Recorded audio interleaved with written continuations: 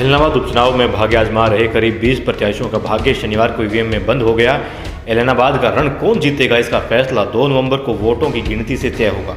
लेकिन जिस तरीके से सुबह से शाम तक लोगों ने मतदान में जोश दिखाया, उससे लगता है कि मुख्य मुकाबला अंतिम दौर के 3 प्रत्याशियों में ही सिमट गया है। इन तीनों में से देखने वाली बात यह रहेगी कि नवंबर के महीने में 2 बार दीपावली किसकी मनेगी। लेकिन वोटर की नब्ज और राजनीति के जानकारों से बातचीत के आधार पर यह तथ्य निकलकर सामने आया है कि नंबर 1 की दौड़ के लिए अंतिम दौर में कोई करीबी मुकाबला ही नहीं बचा है। इलाहाबाद उपचुनाव का एग्जिट पोल पर नजर डालें तो इस बार 2 उम्मीदवारों की बनेगी हार की हैट्रिक। इलाहाबाद उपचुनाव में भाजपा, जसपा और कांग्रेस के टिकट पर चुनाव लड़ने वाले दोनों नेताओं की इस बार हार की हैट्रिक लगती हुई नजर आ रही है।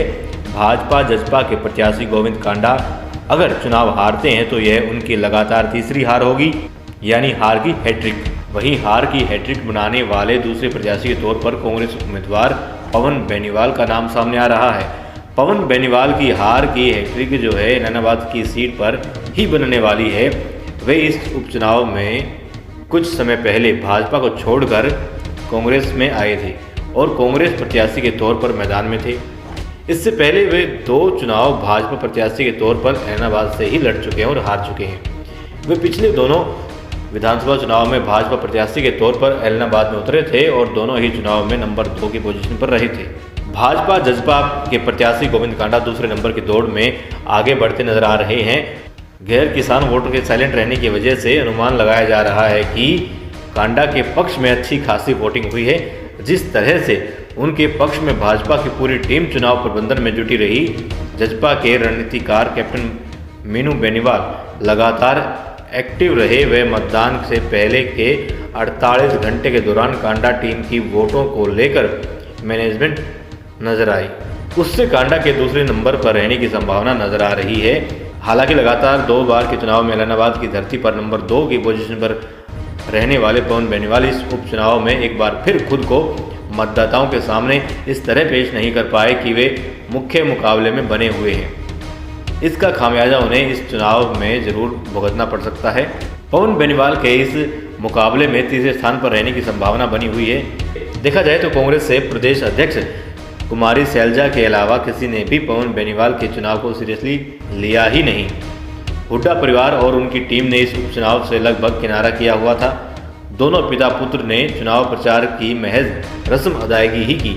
हालांकि चुनावी जानकारों के एक वर्ग इस बात को लेकर आश्वस्त हैं कि पवन बेनीवाल की किसानों मतदाताओं में सेंध है, गैर किसान वोटरों में बड़ी सेंध कांग्रेस का परंपरागत जो वोट बैंक है और उनके खुद के नाम से मिलने वाले वोटों के दम पर वे दूसरे स्थान पर आ सकते हैं। लेकिन इसकी संभावना शनिवार को शाम होते होते कम ही नजर आई।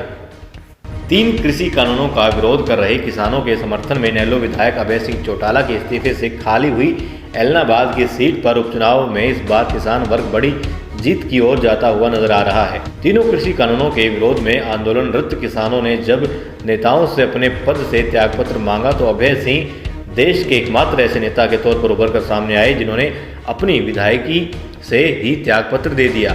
अभय सिंह ने पूरा चुनाव किसानों के भरोसे लड़ा और बाकायदा अधिकतर प्रत्येक जय यह भी याद दिलाया कि उन्होंने त्यागपत्र क्यों दिया।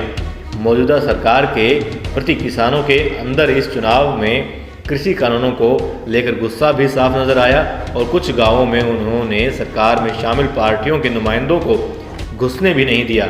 किसान नेता राकेश टिकैत ने भी नाथुसरी चोपटा और इलाहाबाद में 2 बड़ी पंचायत कर इशारों में ही अभय सिंह चौटाला को वोट देने की अपील की।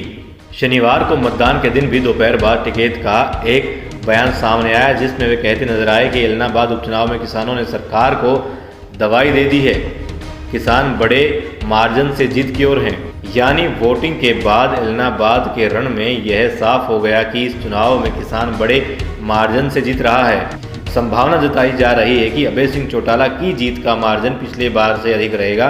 उम्मीद बंधी है कि यह मार्जिन इस बार 20,000 को भी क्रॉस कर सकता है।